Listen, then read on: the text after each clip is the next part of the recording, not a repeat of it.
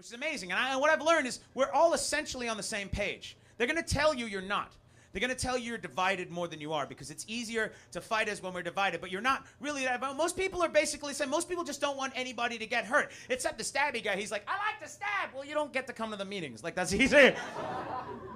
But they're going to tell you you're liberal or conservative. They're going to tell you this or that. Most people aren't. Most people are basically the same. Most people are right. But what they want to do is define your identity for you. Like, take 1 second to think how many numbers are associated with your name, right? How many?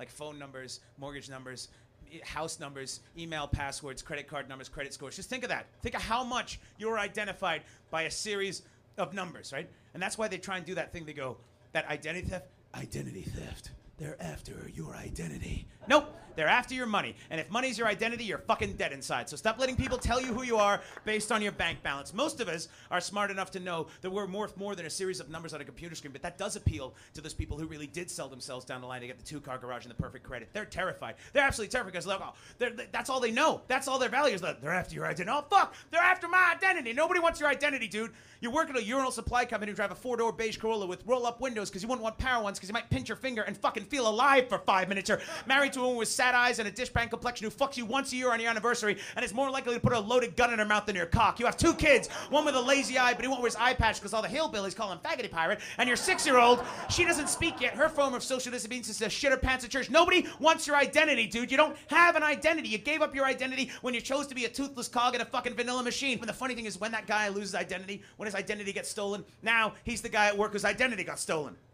That's his identity. Now we can finally open his head of that wooden block party, and instead of telling the same stupid, same basic story about how he got that beige Corolla with only 36,000 miles, pretty good deal, I'd be like, yeah, people wanted my hot wife and my one-eyed kid so bad I had to change my PIN number on my birthday. Fuck you, liberal Democrats. No, okay, no. I don't know you people, but I'm pretty sure you're worth more than a series of numbers on a computer screen. Your identity's not your bank balance. It's a crooked big toe on your left foot. The time you fucked up your friend's couch moving. The mistake you made in Thailand with the lady with the deep voice and the broad shoulders. That's your fucking identity. Your identity is the color of your eyes and the shit you have seen with him. I don't know you people, but I'm pretty sure you're worth more than a Visa bill, a mortgage payment, or a goddamn credit score. Try to remember that once in a while. My name is Simon King. Good night.